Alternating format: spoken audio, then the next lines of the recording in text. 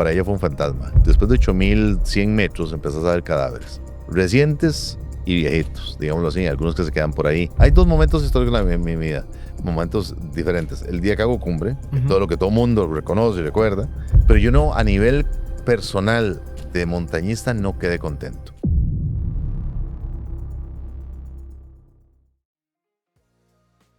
Warner, muy buenos días.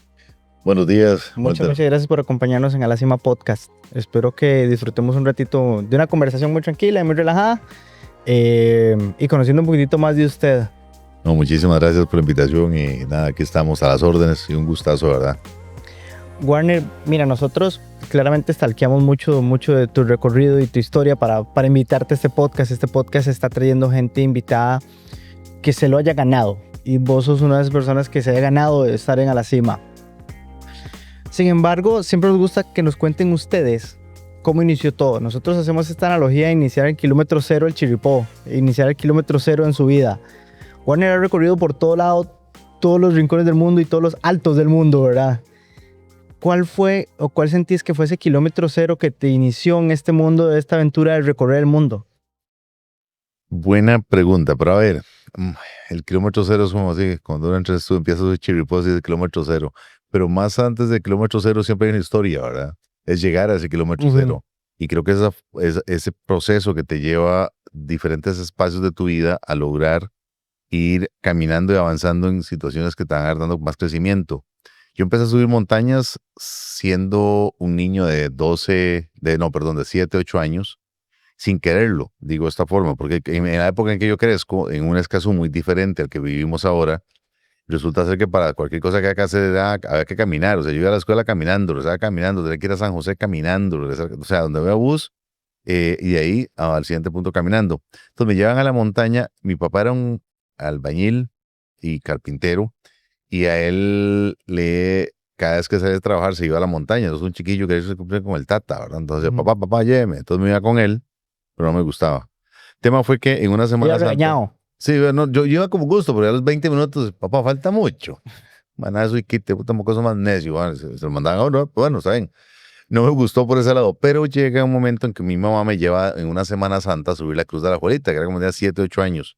Y ahí creo que es ese kilómetro cero, porque llego, me paro en la cumbre de esa montaña, que es la Cruz de la Juelita, y que siempre tenía al frente mío. Yo crecí en este espacio, en la parte alta de Escazú, y estoy ahí y parado en la cumbre de la Cruz de la Juelita, veo dos cosas que me impresionan. Uno es el Valle Central a mis pies, que nunca antes lo he mirado, y qué lugar más espectacular, me encanta. Y dos, las montañas que hay detrás de la cruz, que nunca las he mirado desde esa perspectiva, desde ese lugar. Y dije, algún día yo quiero llegar ahí. Ajá. Y así es como literalmente nace esa idea de ir a subir montañas o andar más ya como explorando lugares dentro de Escazú. Y así es como empieza ese recorrido de ir subiendo montañas, primero en Escazú, siendo un niño, después ya siendo adolescente, ya me metía con mis amigos. Tenía la ventaja que todo mi entorno era gente de campo, entonces incluso mi abuela, dicho de paso, creo que te lo contaba en algún momento, cuando yo era joven, tenía que darle de comer era que la cocinera de los hermanos, entonces iba caminando desde Escazú, que es donde vivía, hasta Pérez Celedón, caminando con los hermanos, porque los hermanos se fueron a hacer finca. Atravesando el Cerro de la Muerte. Atravesando el Cerro de la Muerte. Duraban 3, 4 días caminando.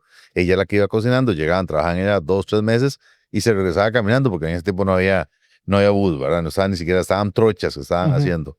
Pero bueno, entonces ahí como que ya lo llevan la ADN uno ir a caminar, ¿verdad? Entonces, pero nace esa idea de empezar a subir montañas y conocer lugares diferentes.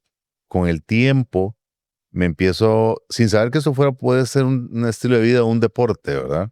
Ese kilómetro cero ya más bien fue llegar ahí y ver que en ese kilómetro cero empezaba un camino que podría después convertirse en algo más que simplemente un hobby. Y tuve la gran suerte de conocer a gente como Juan Carlos Crespo, Gilbert Dondi, Rigoberto Venegas, que ya era gente metida dentro del mundo de la aventura y de la montaña, que me dan otras herramientas. Ellos han ido a competencias internacionales, a un montón de cosas, y yo siendo joven, pues los admiré, los conocí, los admiraba montones, y gracias a ellos fue que ya me logran decir, mira, no, se puede hacer esto, se puede hacer lo otro, me amplían un mundo más grande, ¿verdad? Ya me empiezan a ver kilómetro 1, 2 y ahí para arriba, ¿verdad? Esa parte. Entonces ahí es donde digo yo, ¿será que esto me funciona? Y empecé justamente a meterme más y soñando más con ideas de temas en el caso mío, probé por el lado de aventura, por esos lugares, y me di cuenta que lo mío no era eso. Lo naturalmente para mí era estar metido en la montaña. Es el espacio donde más me siento, donde mejor me siento, Ujú. donde sé que puedo manejarme, puedo hacer cosas y naturalmente me siento bien ahí. Sé cómo estar en ese lugar. La gente dice, es que me perdí. Y yo no perdí una montaña, qué rico si me llego a perder algún día la montaña, en estas montañas. Ajá. Pero porque naturalmente para mí es ese espacio natural. Pero con ellos logro tecnificarlo. O sea, ya pasas de usar un saco a tener una mochila, de usar una bota de hule a tener un zapato que ya tenga ciertas características para hacer viajes más largos. En fin, fue un proceso muy lindo que ahí fue donde empieza ese recorrido del kilómetro cero. Ok. Mencionabas varias personas que creo que sus nombres son de diferentes países. ¿A qué países te ha llevado este montañismo y este caminar? Me ha llevado, a ver, sí, me ha llevado por más de 100 países alrededor del mundo y no exactamente a lugares más turísticos, digamos, en esta parte. Lo más recóndito. Sí, me he metido en cada lugar que, que nunca o de la forma en que me metí a ese lugar, no la forma más normal posible. Por ejemplo, en algún momento de mi vida crucé con un amigo peruano los salares de Uyuni caminando. La gente va en carro, ahí un montón de cosas. Nosotros nos fuimos, pues decidimos hacer caminando para hacer conciencia sobre el tema de la falta de agua de los desiertos. Entonces nos metimos ahí en montones de lugares y montones de anécdotas que pasan. Pero sí he tenido la oportunidad de estar metido en los lugares más muy recónditos en la vida, donde las cosas no son fáciles, no son como lo tenemos todo ahora, que a la mano podemos tener internet, podemos pedir la comida si queremos. En las zonas urbanas y en estos lugares no, hay que saber agenciárselas, hay que saber planificar, hay que saber pensar a futuro y ver qué opciones puedes crear y contrarrestar un espacio de situaciones que puedan amenizar o puedan minimizar los problemas. Entonces, eso me ha dado mucho crecimiento a nivel personal de estar y de seguir soñando en lugares, entre más metido, más extraño esté, allá voy, me Ah, encanta. qué bonito, qué bonito. Porque al fin y al cabo todo esto son metáforas de la vida, ¿verdad? Ujú. Es salir de su estado de confort y decir, ok, estos son los caminos que normalmente tomo. Salgamos de este estado de confort y caminemos este que es distinto. Warner, aparte de esto, ¿a qué se dedica Warner? ¿Cuáles son con sus acciones en su diario vivir? Una semana normal. Bueno, semana normal para mí. Tenemos una empresita que sí que hacer caminatas. Entonces, preparamos gente justamente para ir a diferentes retos, como ir a Sichiripó o ir al Cerro Ena, en fin, a Camuc, Ujú, diferentes lugares. Pues los preparamos y ahora que la gente tiene facilidades de poder viajar mucho, entonces los entrenamos para que vayan a subir, a hacer montaña afuera. ujú. Lo mío es montaña. Ahora, yo no puedo hablar de correr de montaña, lo mío es montaña, entonces los preparamos para eso. Entonces, entrenamos personas entre semana y los fines de semana. Después, pues vivo entrenando porque tengo proyectos personales de alta montaña que sigo realizando. Después también el tema de soy conferencista, entonces gran parte de mi vida es dar conferencias a empresas tipo motivacionales y también a escuelas, colegios que me llaman y me piden colaboración y yo encantado. Entonces me dedico mucho como a esa parte, ¿verdad? Son como las tres áreas, caminata, entrenamiento y charlas. Eso es básicamente el vivir de Ujú. mía en unas semanas. Y entre todas esas veces que has subido Chirripó, ¿como cuántas veces son? ¿Más De de cuántas? más de 100, más de Ajá, 100. fácilmente. Sí, ni dudarlo. O sea, Ujú. porque en algún momento de mi vida vivía casi que en San Gerardo, era guía. Yo Ajá. siempre he sido, tengo más de 30 años de ser guía, entonces tenía grupos en ese tiempo que era tan boom como ahora, y era más fácil, entonces, y sin contar las veces que subí por mi cuenta yo solo, pero Ujú. digamos, con grupos subía una o dos veces por semana al Chirripó, entonces más bien casi un momento sube por comprarme una propiedad allá, porque pasaba más allá que aquí en Escazú. Ajá, ajá. De esas subidas, ¿cuál es alguna que recuerdes, que digas, esta fue particular para mí? Han habido, pues, varias en el transcurso del tiempo, ¿verdad? O sea, por ejemplo, recuerdo una vez que subimos con un grupo de Canal 7 que íbamos a hacer una entrevista y recuerdo que en la noche estábamos ahí y estábamos íbamos un grupo de montañistas esto lo ha organizado una gente de aquí de San José que tenemos un grupo de montañistas a nivel mundial. Entonces, parte después de terminar el congreso era irse a Chirripó, los que quisieran ir. Nos fuimos un grupo de gente, con gente con mucha experiencia de todo el país, de todo el mundo, iban los pobres de Canal 7. Digo los pobres, por ese tiempo no es con la tecnología que tenemos ahora, una camarita, no es más ya con un trípode que además era, Chunches. exacto, un chuncherío y pesaba que ya carajaba un montón y la camarota que era la grande. Bueno, después que echamos un francés, le quitó la cámara al otro, seguimos, pero bueno, fue muy divertido y yo iba como con mi función de guía, digamos, entonces iba como, nunca los dejé atrás a los últimos, era como apoyarlos. Después llegamos al campo. Y hacen la función de escoba, que llamamos Sí, popularmente. nadie me la asignó, pero simplemente Pero iba ahí. yo iba ahí porque es como lo llevo en el ADN de estar trabajando en esto. Entonces llegamos arriba y en la noche fue muy interesante porque ya estaba el refugio, estaba recién hecho el refugio nuevo y, bueno, no dice no, para mí el refugio. Sí, lo que conocemos ahorita como Base Crestones. Exactamente, antes era otra cosa.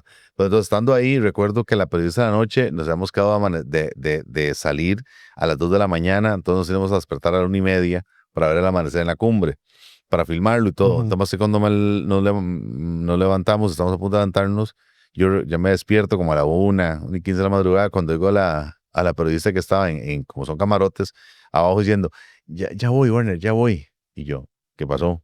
Yo estoy aquí arriba. Y ella como que se caga y dice, Werner, ¿dónde está usted? Yo, aquí arriba. No está la par mía, no. Ay, usted me estaba moviendo diciendo, para ella fue un fantasma. Entonces pegó un grito, ya todo el mundo se despertó lógicamente y ahí empezamos a hablar de eso y resulta ser que mucha gente ha visto cosas paranormales subiendo Chirripó. Sí, están los mitos que siempre están por ahí. Exactamente. Yo nunca he visto nada de esto, pero bueno, ese día pasó y fue muy interesante ver esto. Después, otras veces, por ejemplo, que me tocó subir con el embajador de Taiwán. En ese tiempo Costa Rica tenía relaciones diplomáticas con Taiwán. Subir con él y subir con toda su comitiva y con el defensor de los habitantes. La defensoría había organizado esto y llegar arriba y simplemente por alguna razón el señor no quería estar con nadie, entonces casi que la base de Crestones se quedó despejada. Él tenía 1/4 para él, a mí no me quedaba ningún espacio, entonces tuve que dormir en el suelo con una cobija que es la única que quedaba. O lo usaba como colchón o lo usaba como cobija como tal, entonces tuve que hacer un mix ahí y ahí el tema era haces un taco. Sí, básicamente era como hacer un taco y estar en un espacio, en el suelo, en el piso, que era frío, ni siquiera había una cama, nada, sino ahí. Y además de eso, me pasaban los ratones por un lado y para el otro, entonces quitaba por un lado, quitaba por el otro. Y fue una de las noches más tristes que pasó en Chirripó, digamos de esa manera. Igual, no sé, te digo, hay un montón la última que subí, en diciembre pasado, de 2025, cuando subí con Juan Carlos Crespo y Viridiana Álvarez, que es una mexicana que es la primera latinoamericana en subir las montañas de más de 14 años, de las montañas de más de los 14 8000, las 14 montañas más altas de 8000 metros, perdón, con Viridiana, y está en un proyecto nuevo que entonces es subir la montaña más alta de toda América.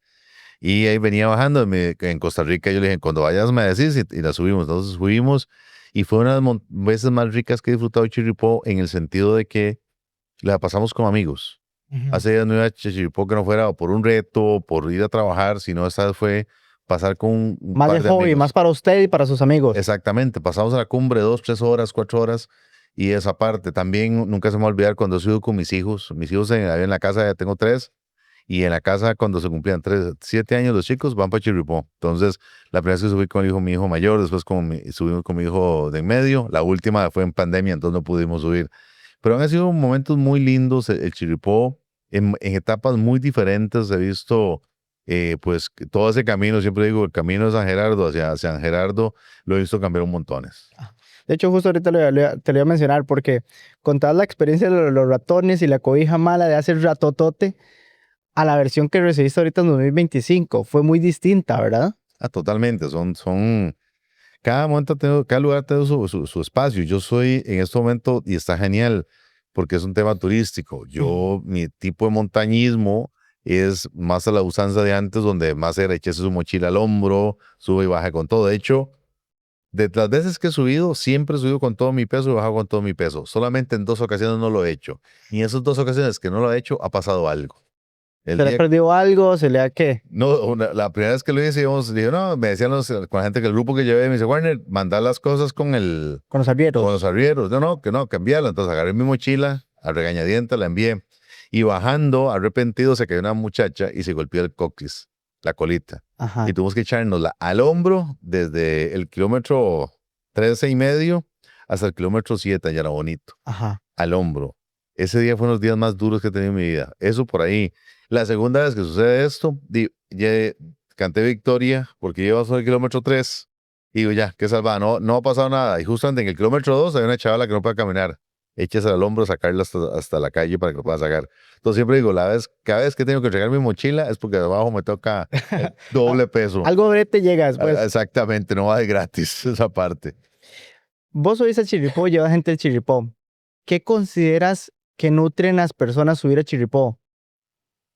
A ver, el Chirripó es un lugar mágico. Es un lugar, y no solamente Chirripó, digamos Chirripó, pero toda la cordillera de Talamanca. Todo ese valle que está ahí alrededor. Exactamente, todo ese entorno que hay, desde que llegas a Pérez Celedón, venir bajando del Cerro de la Muerte, vas bajando lo que encierra la historia y la riqueza que hay en historia del Cerro de la Muerte. Ahí se encuentra el poblado más alto que hay en nuestro país, ¿verdad? Entonces, y bajás y tenés ese mismo clima, esa sensación de que hay ahí donde se hizo el camino, en fin, todo ese proceso que te lleva allá en sí es ir a descubrir. Ahora con las facilidades que hay en Pérez Celedón, que hay restaurantes riquísimos, hay hospedajes lindísimos, hay más facilidades para almuerzo. Hay una gran cantidad y diversidad de atractivos que puedes encontrar, no solo en Chirripó, sino en todo ese gran valle, como lo decís. Y la gente, ahora cuando no ha ido a Chirripó, pues es un reto que quieren hacerlo porque se puso de moda, porque la gente lo dijo, y va y lo hace. Pero los que ya hemos ido muchas veces más, vamos porque nos gusta el entorno. No solamente irnos a encontrar lógicamente con el Chirripó y con los crestones, que es los primeros que te reciben cuando llegas, y ver esas cosas que no es ver, no es lo que la gente ve del día a día. Es salirse de su entorno, ir a experimentar lugares diferentes. Ahora la gente tiene más conciencia de poder ir a disfrutar de espacios y esos espacios fuera de las urbes, ¿verdad? Entonces, justamente ahora esos espacios, ahí tenemos lugares muy lindos aquí en Costa Rica y Pérez Celedón, el Valle General, es uno de esos, ¿verdad? Y no solamente Chiripó, pero ahí está Cerro Ena, está el Camuc, o sea, hay unas partes gigantescas en esto. Empieza el río más grande de Costa Rica, en fin. Es una belleza bastante grande y muy linda que tenemos en toda esta zona y creo que a la gente le gusta salir y tiene más conciencia para encontrar y descubrir estos lugares que les representan no solamente un reto físico, sino también un bienestar a nivel de espiritual y de salud el estar en esos espacios. El poder autoconocerse, esa introspección que se va subiendo cerro. Exactamente, cuando vas subiendo ahí unas veces se encuentra con uno solo, aunque a veces y pasa, o sea, pasas, si no estás bien preparado, o sea, aunque estás bien preparado, pasas por un montón de estados, ¿verdad? Yo subiendo desde, ¿qué hago aquí? ¿Por qué vine aquí? Entonces, el siguiente paso, voy para arriba. O sea, siempre vas afrontándote a uno mismo o vas en esa tranquilidad de paz, de qué rico me siento, cómo está esto, el espacio con la naturaleza. Para uno que está tan metido en ese espacio, en este mundo de la montaña, a veces no termina de valorarlo. Pero los que están lamentablemente metidos, digo lamentablemente, sí, metidos en trabajos de oficinas y todo esto, valora tanto esto que realmente es eso, o sea, es una energía consigo mismos, ¿verdad? Para esa gente que está metida en oficinas, que no ha subido el Chirripó, que es su primera o segunda experiencia en Chirripó, ¿qué consejo les darías para prepararse o para subir Chirripó? Que lo tomen siempre en serio, o sea, que tomen, que ya subí una vez, la primera vez que uno va, le cuentan y no sabes, y cada uno es una experiencia muy diferente porque todo es nuevo, desde el kilómetro 0, el kilómetro 1, el 5, el 7, todo es diferente, o que fuiste por un lado, fuiste por otro. Ya la segunda vez, la gente, y es curioso, no lo hemos visto, es que la gente se prepara una, dos, tres veces. Ya después de la tercera se empieza como a bajar el ritmo de entrenamiento, porque ¿Se ya prepara menos? Sí, físicamente, porque ya saben a lo que van, por una ruta que hayan hecho previamente.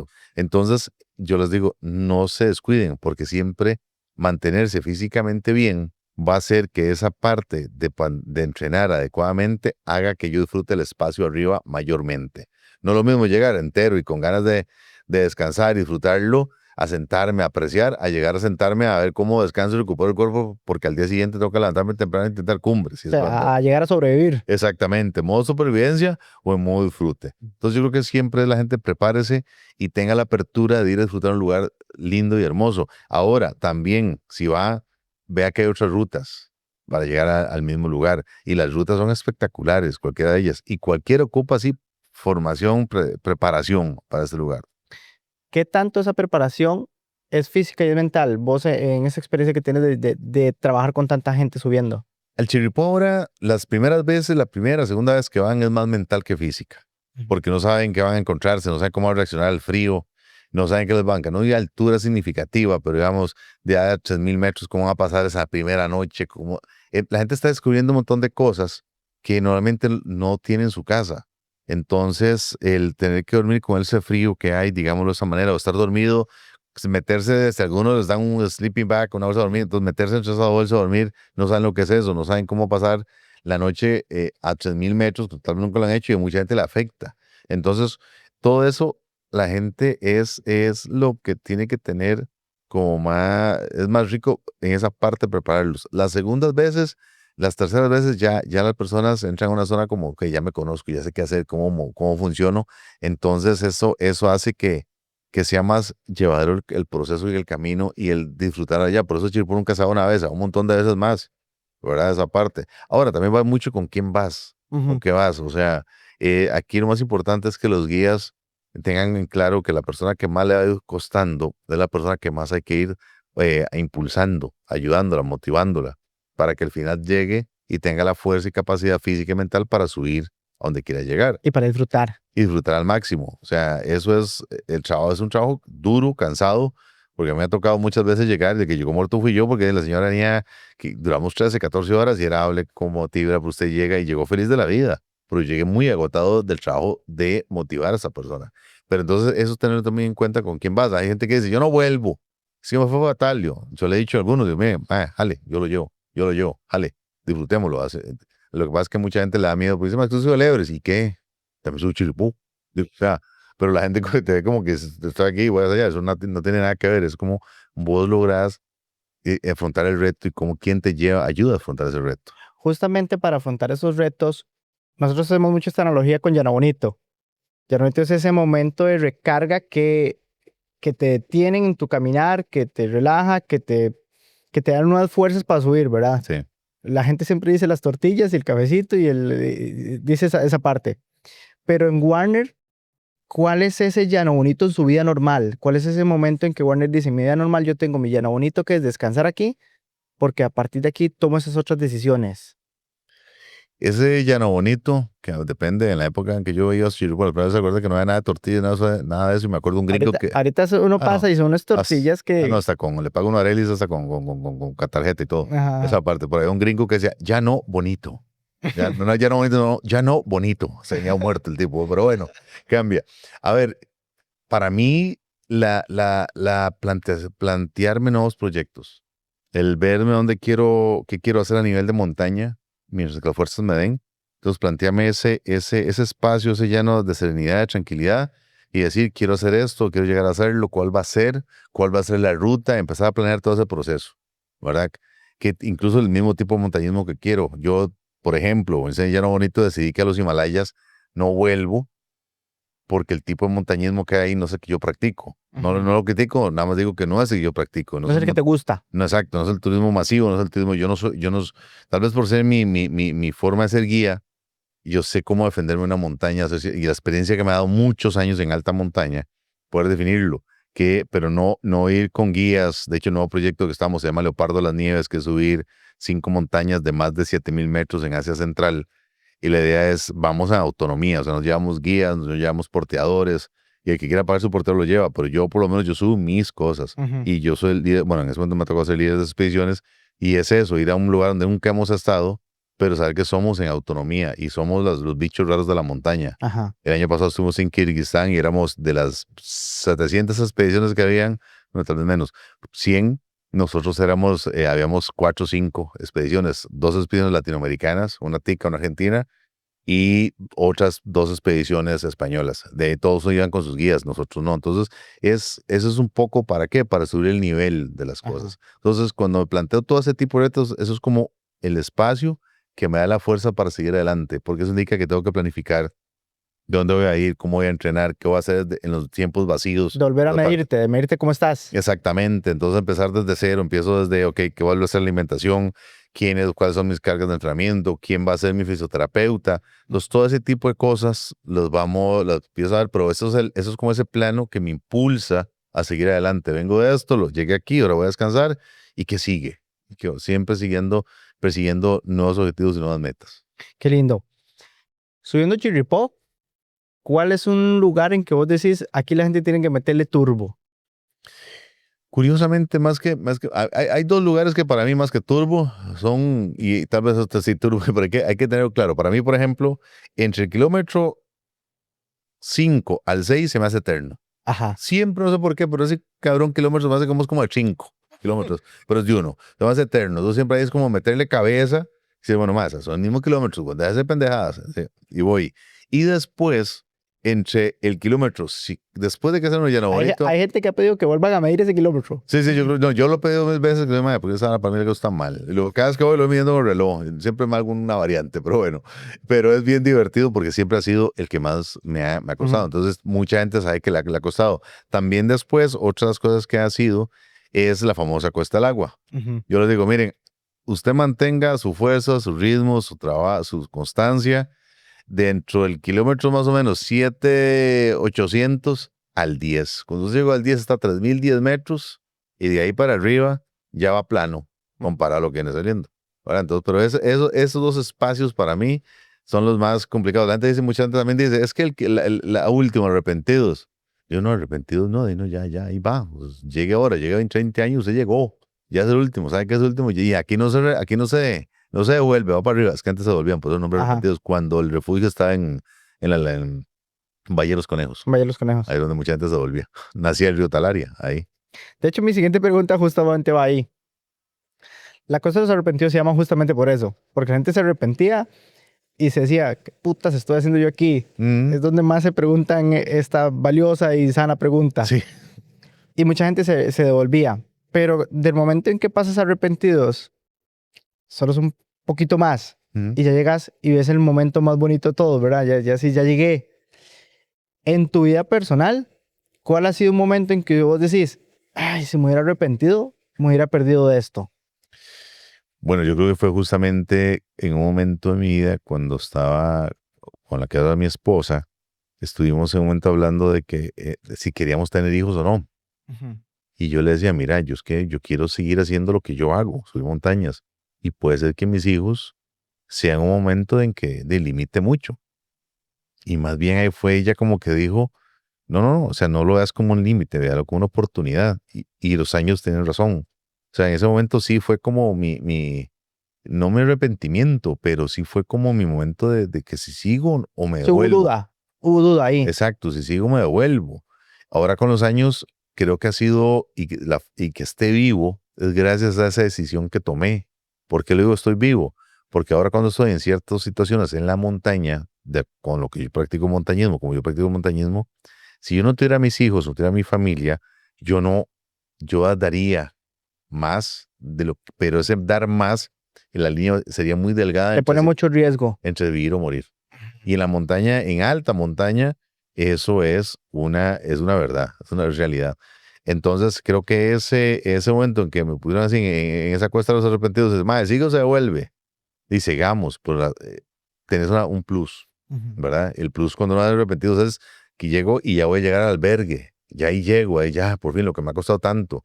El plus mío fue llegar y tener un espacio, con los años me di cuenta que era tener un grupo como de un freno para lograr seguir haciendo cosas, no para no quedarme en la montaña. Hay dos tipos de montañistas, los vivos y los muertos.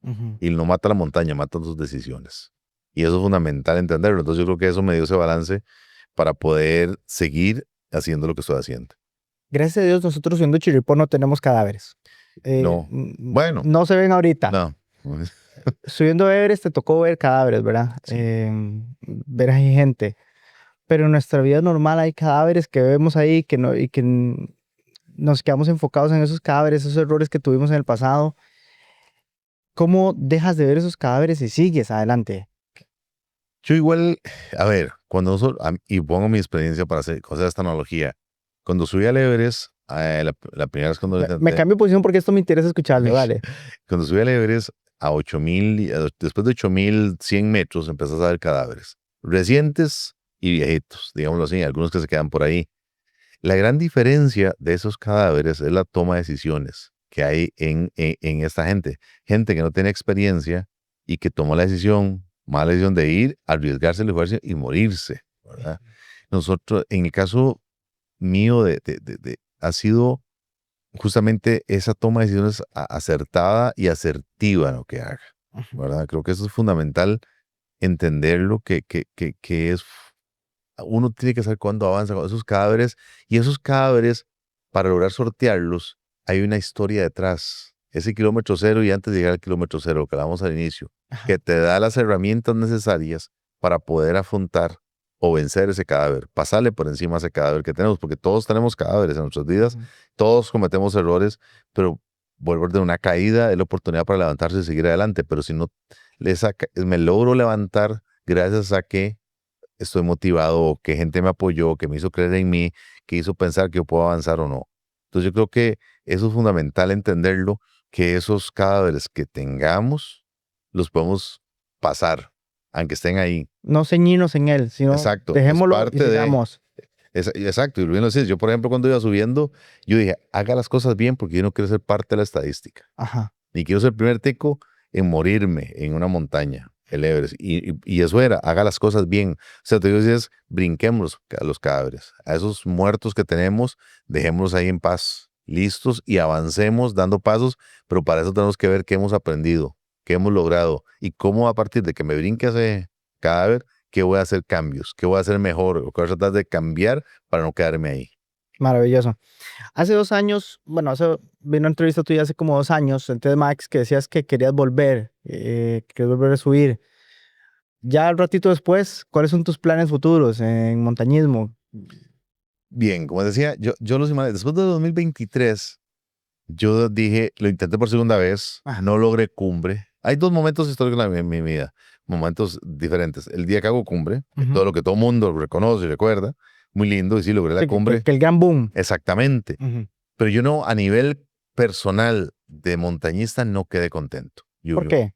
Sentía que podía hacer otras cosas. Yo podía hacerlo diferente. Fue una expedición. A ver, en el mundo del montañismo hay expediciones comerciales y no comerciales en los Himalayas en ese momento. La comercial es la que te pone todo, te lleva todo, te pone el Sherpa de día 1 hasta el día 5, y el Sherpa toma todas tus decisiones, hace todo lo hace por vos. Y a mucha gente no lo reconoce. Pero bueno, eso es la parte eh, no deportiva. Y te lleva la comida, en fin, todo. Ujú.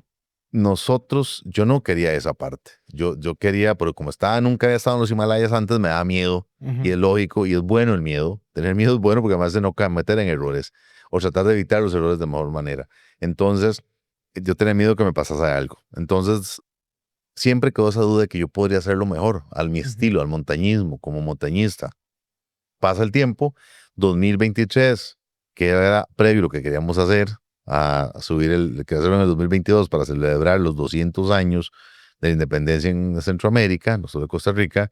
Entonces, pero no se pudo, era pandemia. Entonces hay un montón de problemas ahí, las empresas, los patrocinios, era muy difícil. Hicimos otro reto en Chirripó, de hecho, esa parte. Pero bueno, entonces decido el 2023. Pero dije, voy sin guías, voy sin Sherpas y voy yo en autonomía. O sea, voy yo por mí mismo, una expedición no comercial. Entonces recuerdo que llegamos y ahí sí, o sea, fui y empecé a ver cosas que dice, ya estás viejo también, ¿verdad? Porque pasaron cosas muy lindas en esa expedición donde, por ejemplo, una persona, un mexicano, Rafa, él es no vidente y se convirtió en la tercera persona en el mundo en llegar a la cumbre del Everest siendo una persona no vidente. Wow. Él iba con un compañero que su compañero lamentablemente le dio edema pulmonar. Entonces, al tener edema pulmonar, él no podía avanzar, se iba a morir. Entonces me llaman a mí. Están haciendo un documental para National Geographic. Entonces me dicen, Warner, ocupamos que Rafa vaya de campo base a campo 2, lo lleves. Es la zona del Combú, una zona peligrosa. Entonces ocupamos esa parte. Que si vos nos haces esa parte, confiamos en vos, sabes quiénes son, o sea, la experiencia que tenés, un montón de afirmaciones que habían.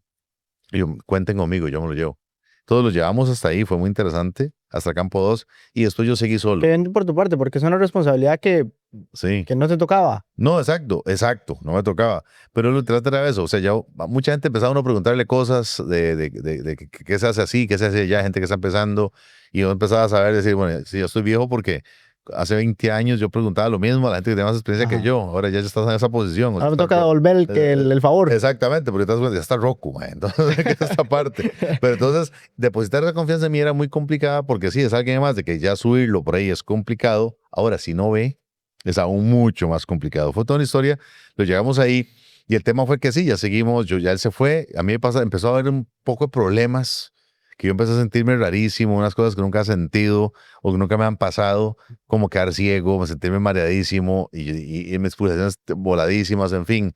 Salgo del campo 2 a campo 3, llegué a campo 3 destruido, o sea, cansadísimo, y yo me grababa y decía, es que esto no me puede, o sea, me siento rarísimo, o sea, el tema es de que en un momento tomo la decisión de regresarme después de campo 3, me bajo y de una vez, o sea, fue un golpe al ego, decir, Ajá. ok, la otra lograste cumbre, esta no la has logrado, pero me siento satisfecho con mis decisiones, con lo que he aprendido, con lo que he aportado. Entonces esto me da la oportunidad de pensar más allá en qué querer hacer. Si vamos a poner comillas a estos, abandoné, pero por sabiduría. Exactamente. Ya me de años de Ujú, experiencia.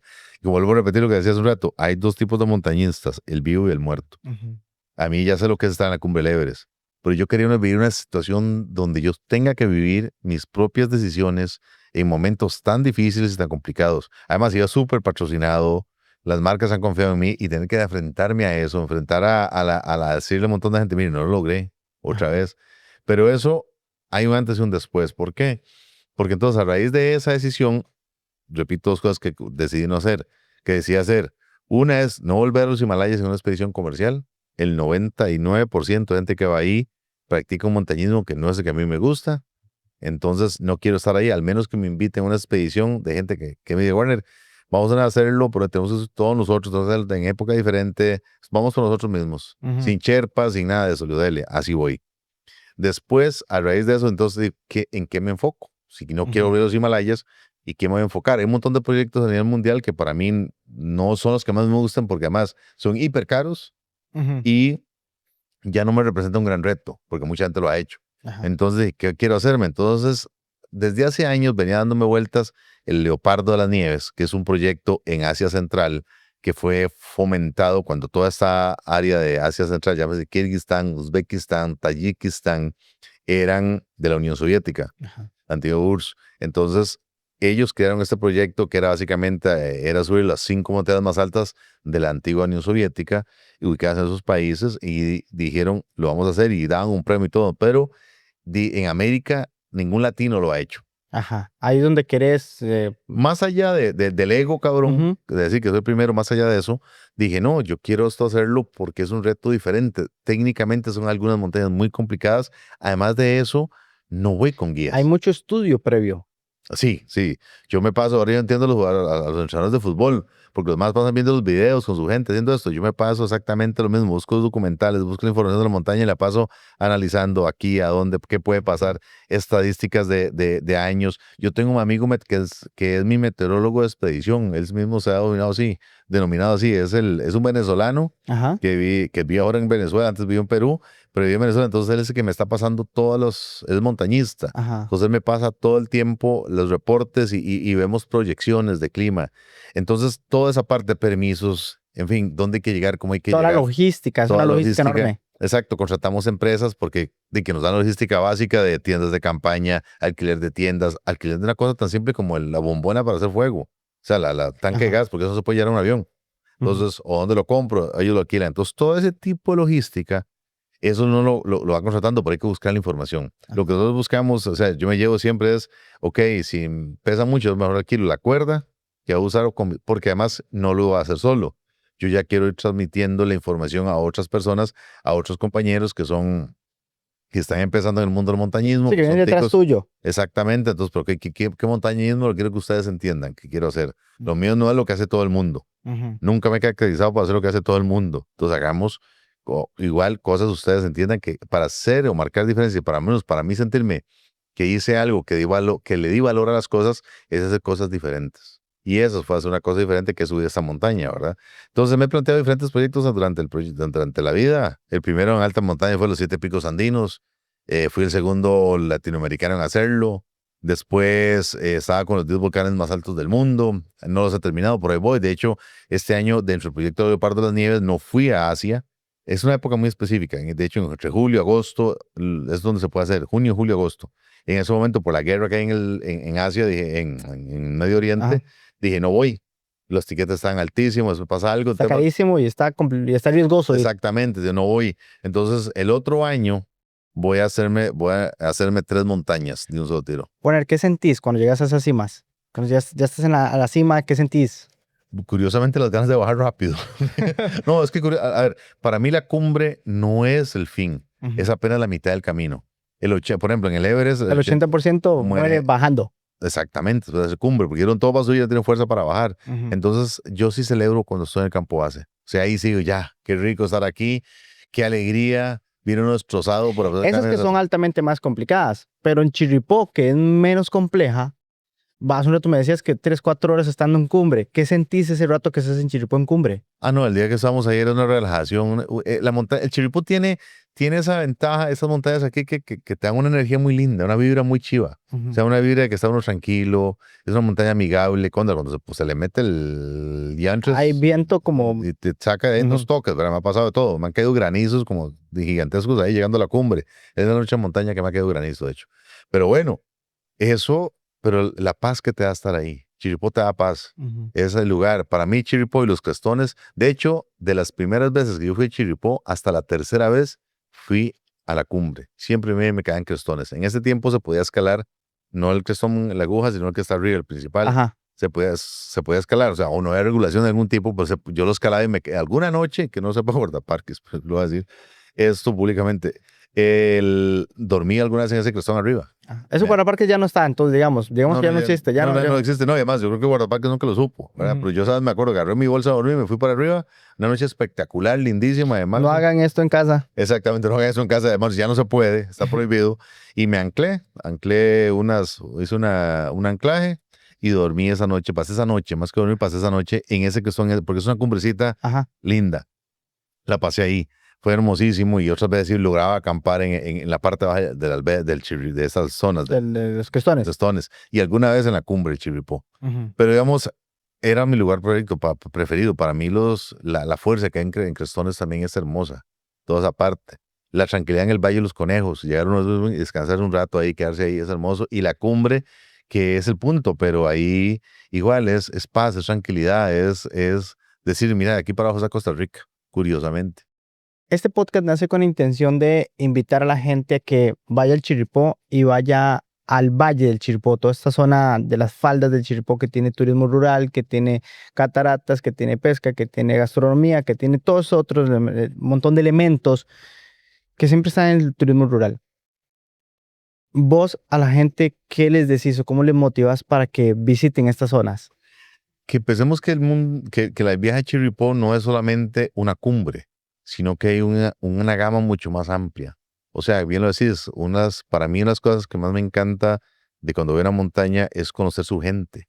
Pero el turismo rural te da la oportunidad de conocer a la gente que hay alrededor de esta montaña, al pie de la cordillera.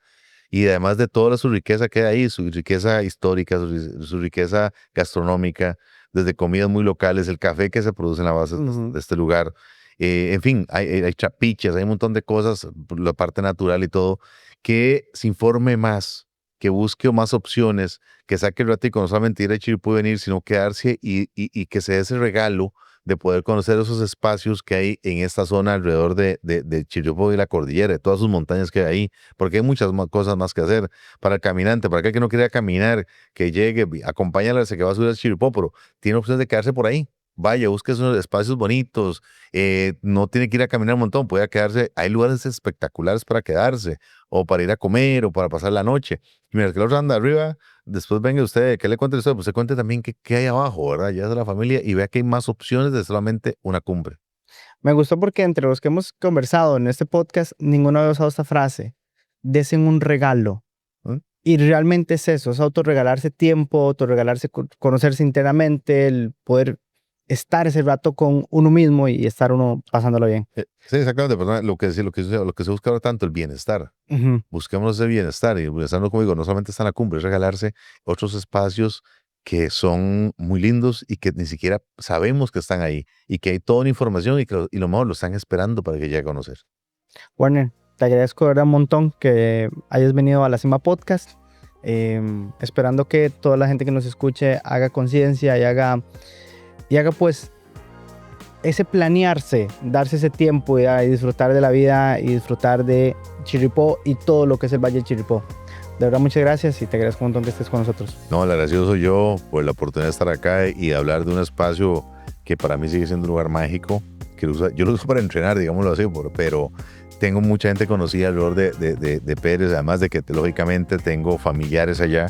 Mi familia me tiene un ligamen con la zona del Valle General.